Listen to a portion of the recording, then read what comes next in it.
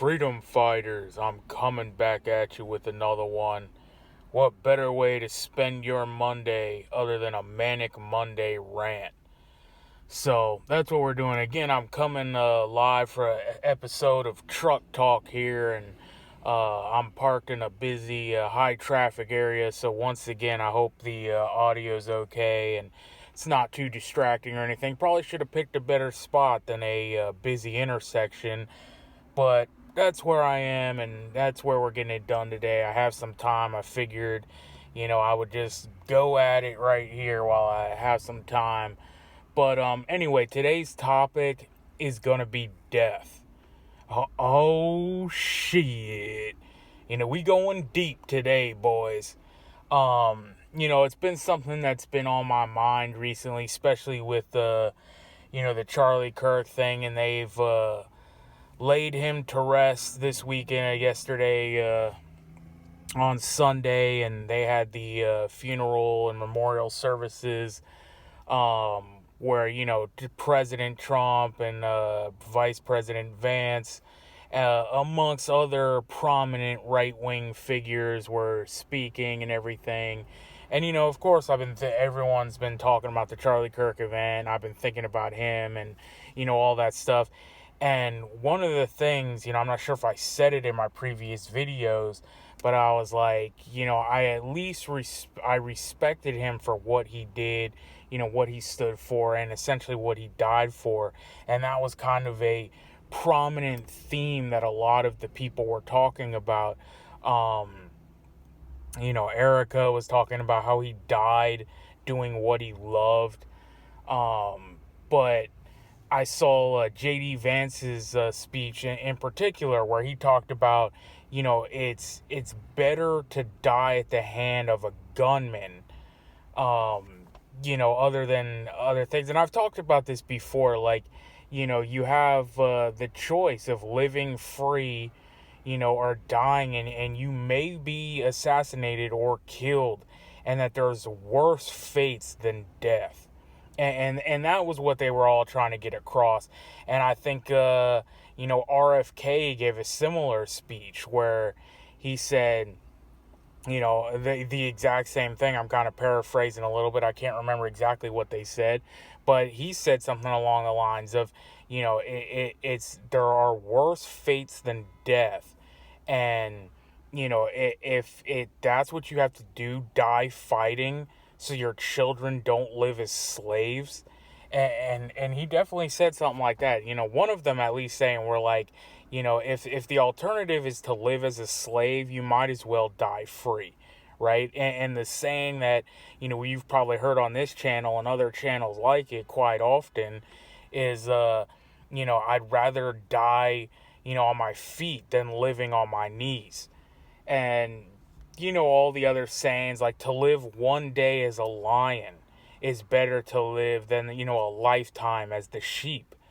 And it just goes, this thing where, I guess if you're like me, you think the possibilities of your death could very much be by a enemy or a tyrant's bullet or sword, or whatever, if we ever go back to the medieval days, or if we run out of ammunition in the next revolutionary or civil war, and we ever go back that way. But most likely, the reality is, in these, and I talked about these protests getting violent, how I don't go to protests or rallies anymore and stuff like that, because I've seen it firsthand, that it's getting out of hand. Right? And the temperature has been high for a long time now. And I know the talk recently has been civil wars coming and all that. Well, that's been the talk for a decade, right? I was talking about that in 2016, and look where we are today. And honestly, I've been hearing that, hints of that, echoes of that from the 90s. So it's really been 20 or 30 years, the Tea Party movement, out of, Waco and Ruby Ridge, we're talking about, tyrannical government and civil war.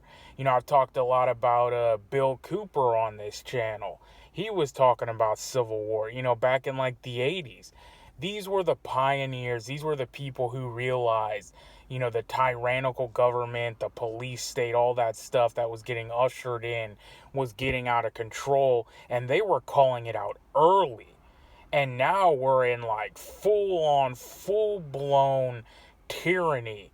And, again, what I've said, no one's going to do anything about it. We're already pretty much at the point of no return. I mean, we are at the cusp, right? Like, if nobody takes action at this point, it's over. It's not that I'm calling, again, the disclaimer, I'm not calling for it, inciting or encouraging.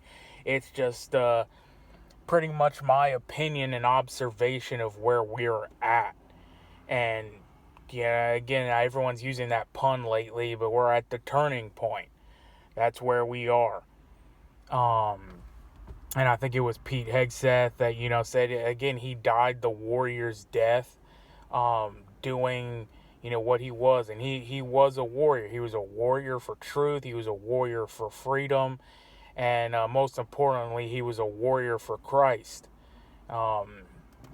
Profounding his faith in God and Jesus and all that. And that's, the most commendable.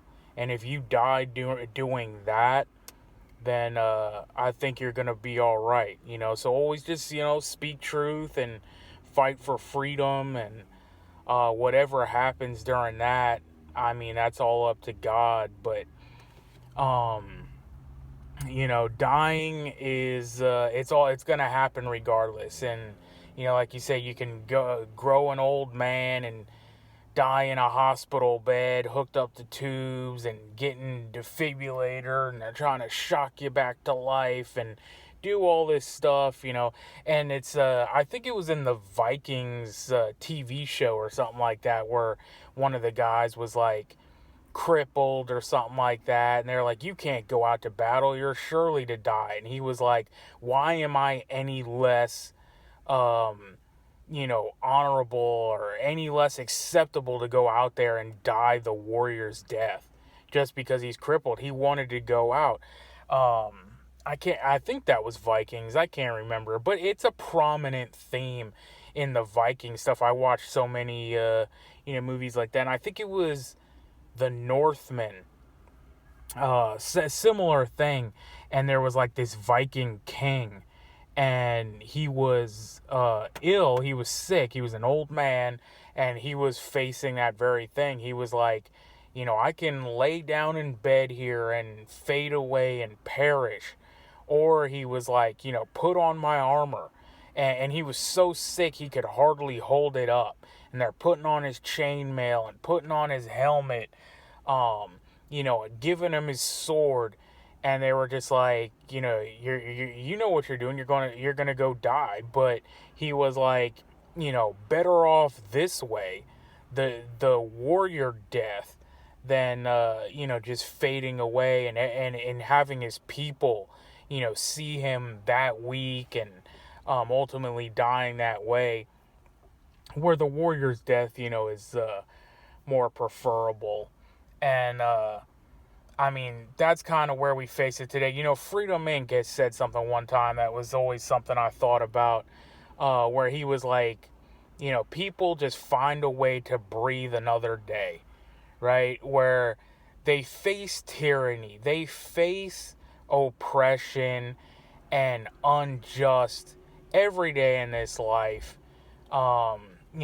Whether it's the criminal treasonous laws they're passing, or you're stopped up at a checkpoint, or a traffic stop, and they're enforcing their will on you and extorting you for money, or whatever all this stuff is. And people just decide to go on, and rather than resist it, because what are you going to resist a speeding ticket for? You didn't put your blinker on, you didn't stop at the stop sign. Most people are not going to be like, hey, I'm going to take this to my death. And recently there was a video from Here's Your Deal that actually did a video that was just that. A guy shot an officer during a traffic stop, and I can't remember exactly what it was over. I think it was speeding or whatnot. But again, it was just a routine traffic stop. The guy did the whole, you know, I'm not showing my ID. I'm not consenting to the search, which they'll come back at you. What are you, some kind of sovereign citizen?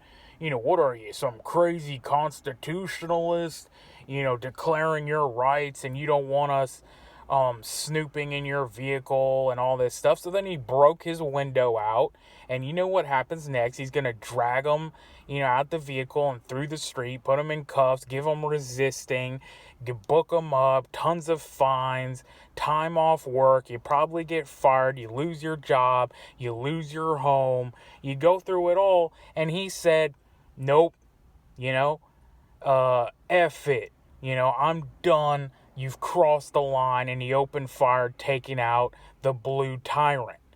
And he also lost his life during this exchange. And I mean, that's something I'm not going to say was it worth it or not. That's something you're going to have to ask yourself and determine on your own. And if you ever come facing these situations, where's your line?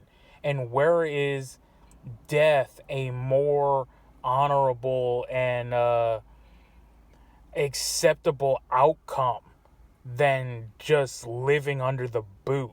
When do we lift the boot off the neck, and give the tyrant the swift kick in the nuts, in the balls, and just be like, it's not happening.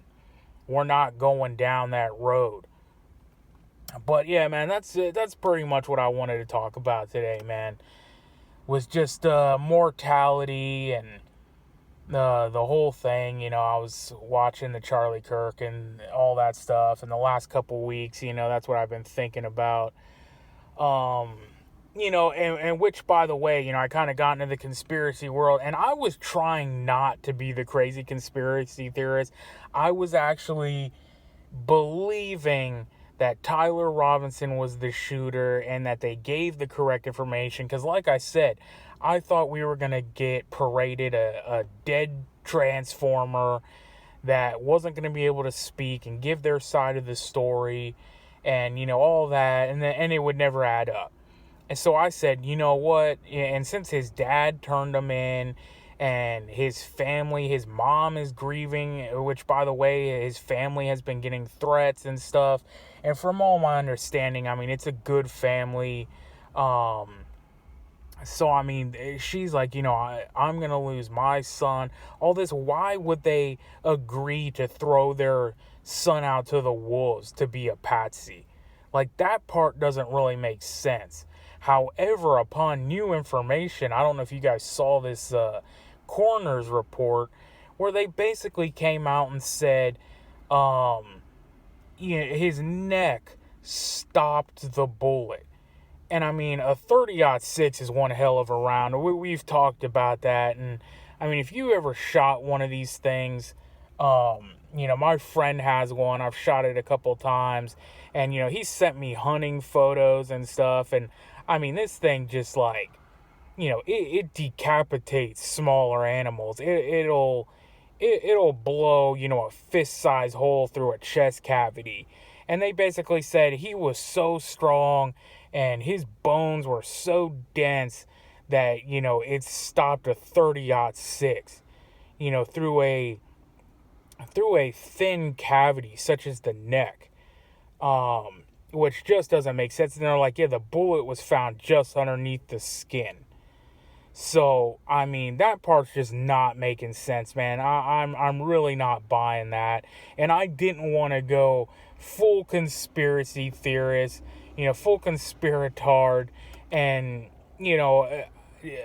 go over the whole people in the crowd making weird movements, and people are talking about, cell phone guns and guns hidden under the sleeve. And then there was actually another person on a roof that they showed. So it really just isn't adding up, man. I hope Tyler Robinson can say something before he ends up Oswalded. But till the next one, man, I think I'm gonna leave it there. Let me know what you guys think. And you know what it is, man. We are on our own. Nobody's coming to save us. So get right with God, because only God can save you. Freedom Fighters out.